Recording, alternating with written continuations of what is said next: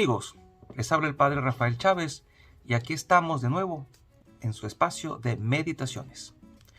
Hoy es viernes 17 de diciembre. Hoy comienza, como quien dice, una recta final, una especie de octava antes de la celebración de la Navidad. Los textos litúrgicos que se van a leer a partir de hoy tienen incluso oraciones propias en el misal romano. En el nombre del Padre, del Hijo y del Espíritu Santo. Amén. Señor Dios, Creador y Redentor del género humano, que quisiste que tu palabra se encarnara en el seno purísimo de la siempre Virgen María, atiende propicio a nuestras súplicas y haz que tu unigénito, revestido de nuestra humanidad, se digne hacernos partícipes de su vida divina. Él que vive y reina contigo en la unidad del Espíritu Santo, y es Dios por los siglos de los siglos. Amén. Y en esta etapa ya previa a la celebración de la Navidad, comenzamos el libro del Génesis en el capítulo 49, versículos 2 y del 8 al 10. En aquellos días Jacob llamó a sus hijos y les habló así: acérquense y escúchenme, hijos de Jacob. Escuchen a su padre, Israel. A ti, Judá, te alabarán tus hermanos. Pondrás la mano sobre la cabeza de tus enemigos. Se postrarán ante ti los hijos de tu padre. Cachorro de león eres, Judá. Has vuelto de matar la presa, hijo mío, y te has echado a reposar como un león. ¿Quién se atreverá a provocarte?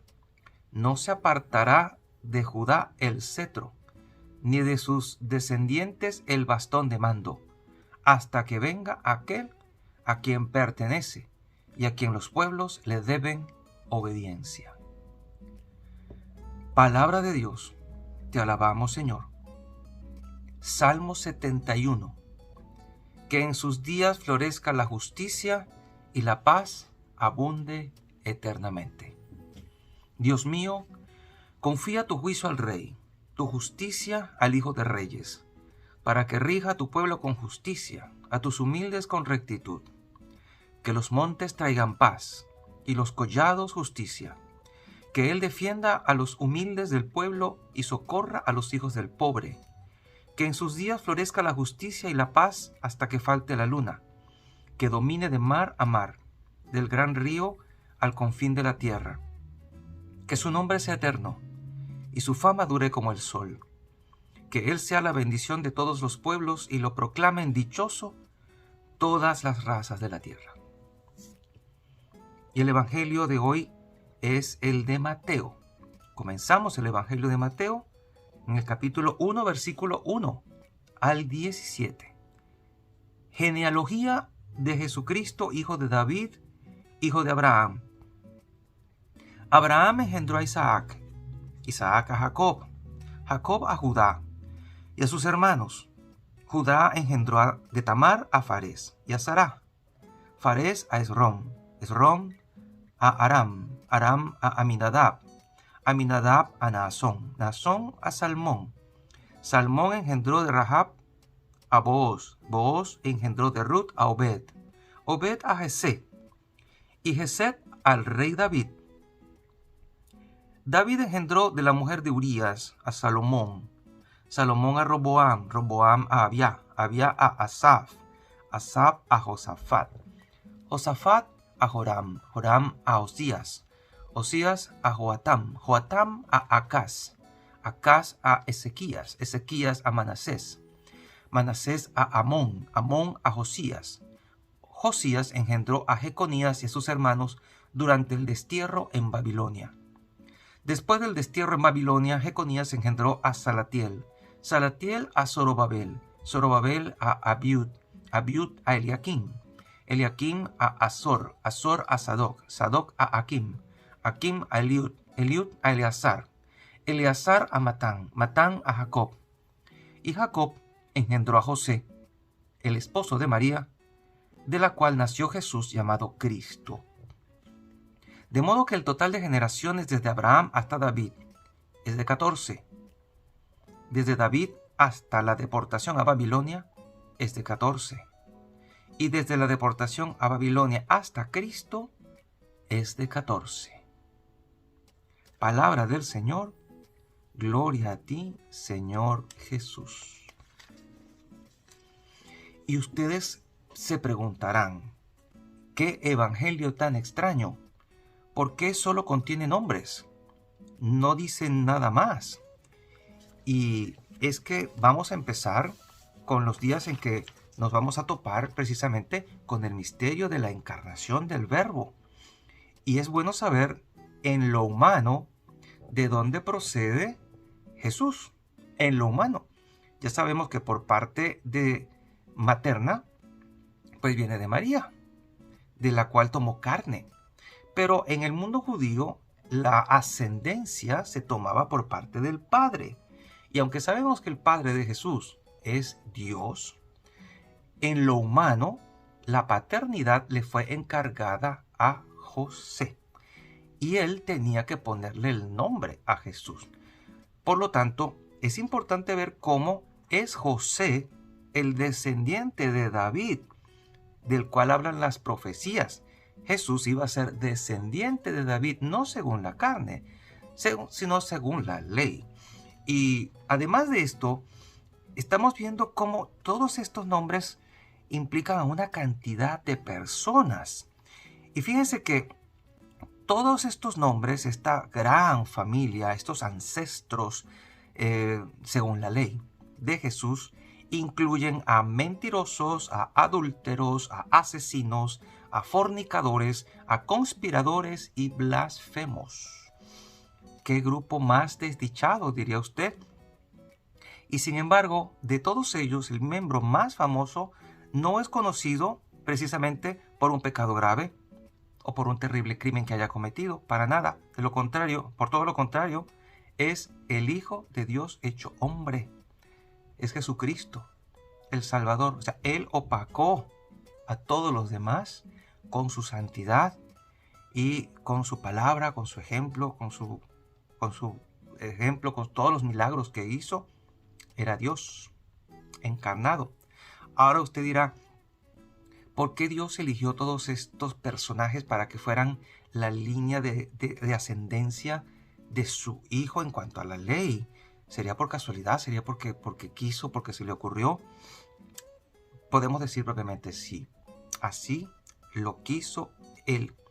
No importa qué tan buena sea nuestra familia, qué tan prestigioso sea nuestro apellido, no importa qué tanto abolengo tenga nuestra ascendencia, siempre hay pecado allí. Siempre hay ovejas negras. Siempre hay alguna manchita. Nadie tiene una familia impecable. Absolutamente nadie. Todos tenemos en nuestra familia personas imperfectas, humanas, pecadoras. Esto nos va a llevar a la conclusión de que Dios nos escoge no porque seamos tal vez los personajes más valientes de nuestras familias, los más heroicos, los que tengamos mejores cualidades, los más inteligentes. No es precisamente esa la cualidad. El Señor simplemente nos escoge porque quiere. Porque Él escogió lo bajo del mundo para hacerlo resaltar. Dice este hermoso escrito que tengo delante de mis ojos: Dios elige a personas ordinarias y pecadoras, y por eso Jesús nació en un linaje imperfecto que fue santificado por la gracia de Dios. Sin embargo, ese no era un problema para Él, que puede actuar a través de cualquier circunstancia. El Señor se deleita en llenarnos a nosotros, vasijas resquebrajadas como somos, con su amor. ¿Te sientes indigno de ser parte del plan de Dios? ¿Cuántos de nosotros no nos hemos sentido así? Indignos de acercarnos a la iglesia, indignos de rezar, indignos incluso hasta de confesar nuestros pecados, porque decimos: el Padre me va a regañar, Dios no me puede perdonar esto tan terrible que yo he hecho. Indignos de estar en la celebración eucarística, cometemos alguna cosa mala y ya decimos no soy digno ni de pisar la iglesia, como a veces yo lo escucho, no voy a la iglesia porque se va a caer cuando yo entre por todos los pecados graves que yo he cometido. Hermano, deja de pensar eso. Deja de pensar eso, porque en la genealogía de Jesús hubo gente muy, muy perversa, pecadora, y sin embargo forman parte de su familia. Pero es porque Dios ha querido que así sea para que ninguno de nosotros se sienta alejado de la posibilidad de ser parte de su familia. A pesar de lo torcida que pueda ser nuestra historia personal, eso no impide que el Señor nos ofrezca una nueva identidad como sus hijos. Todos aquellos que han sido bautizados en Cristo son insertados en un linaje sin mancha y reciben la gracia de disfrutar de su nueva herencia.